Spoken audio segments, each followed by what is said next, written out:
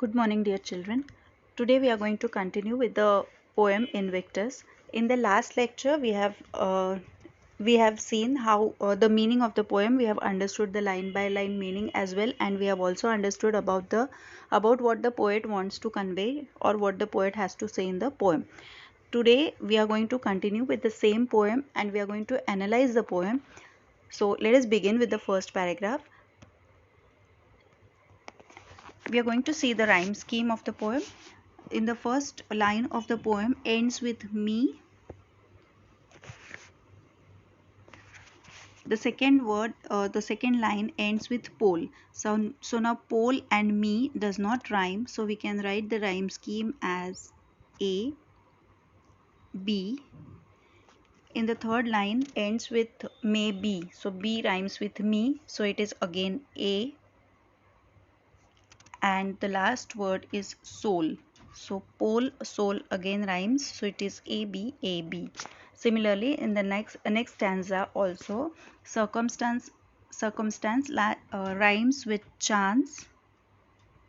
So it is C, C, and allowed rhymes with board. So it is C, D, C, D.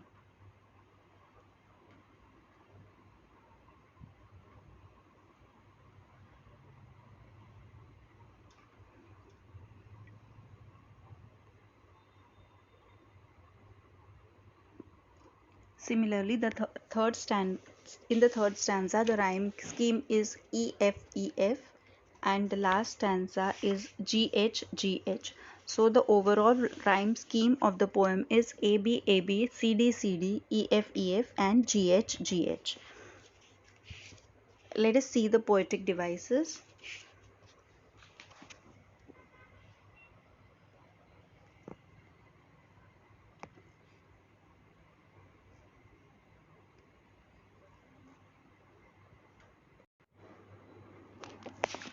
Children, the second line of the poem, black as the pit from pole to pole. Here, black is compared with the darkness in the pit, black as the pit.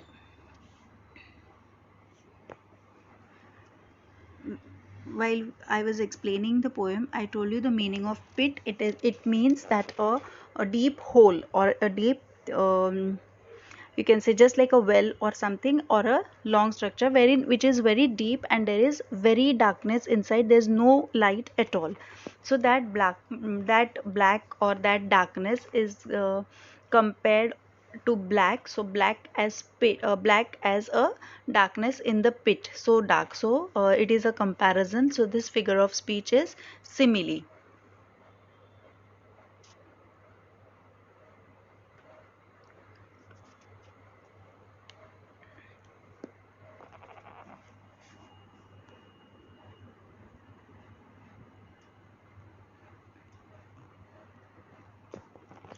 Okay, then we can also see the repetition of the word pole to pole, which means it is repetition. The word pole is repeated. Also, the sound of P is also repeated with pit, pole and pole. So P sound is also repeated. So it is also alliteration.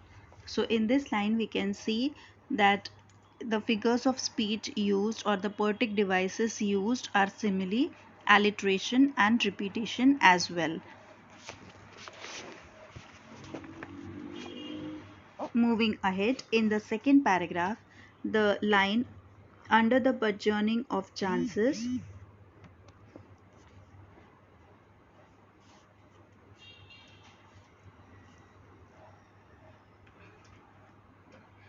my head is bloody but unbowed.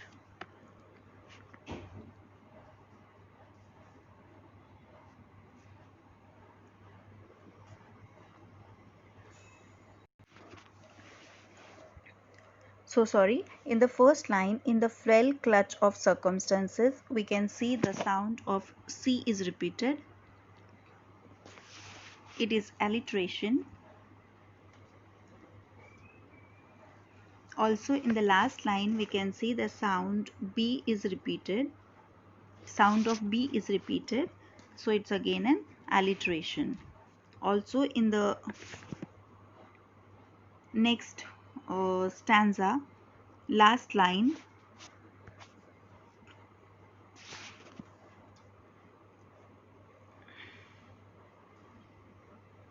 no sorry, this is not any figure of speech. I guess that's all. Then we also have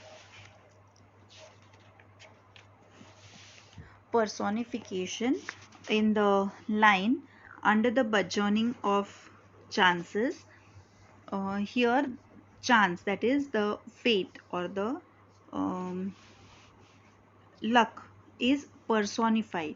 It is said to be beating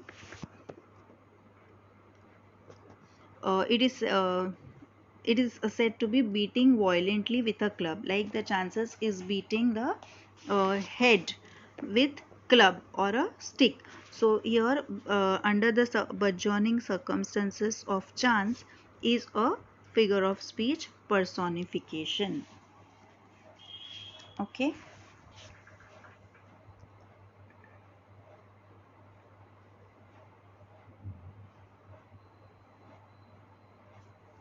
I guess that's it. If you can find some more figures of speech which I may have missed, you can definitely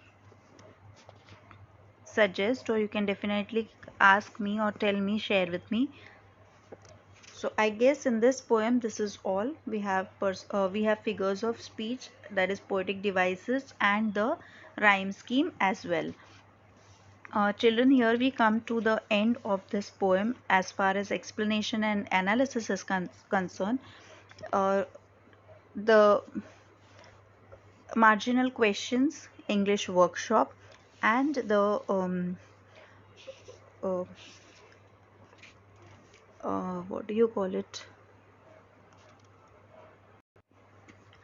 and the appreciation of the poem. I'll send you the pics for that. So that is how we are going to complete the this poem and Invictus today. Okay, I hope you understand it, and you can also note down the English workshop and the marginal questions in your notebook. You can also learn the meanings of the difficult words which are given in the textbook, and you can also try to understand the poetic devices used and the rhyme scheme of the poem, which will be very helpful to you for the appreciation of the poem. So you don't have to learn that, you can just add your own points, wherein you can mention the rhyme scheme, the figures of speech used, and that is how you can also write any of the lines which you like in the poem, that as your favorite lines. Also you have to begin the uh, appreciation with the name of the poem Invictus, and the written by the poet William Ernest Henley. Also you can give the reference about the medical condition of the poet in the appreciation as well. Then you can write you write your favorite lines. You can also write the poetic devices, the rhyme scheme, and you can also mention why you like this poem, or what is the thing you like in this poem. So you can also write that the motivation or the courage that the poet has conveyed through this poem, because of that you like the poem, or there can be any other reason why you like this poem. So you can write your own appreciation as well, but just to give you some idea of how to write the appreciation of the poem, I'll send you a pic of appreciation of the poem as well. Thank you so much, children.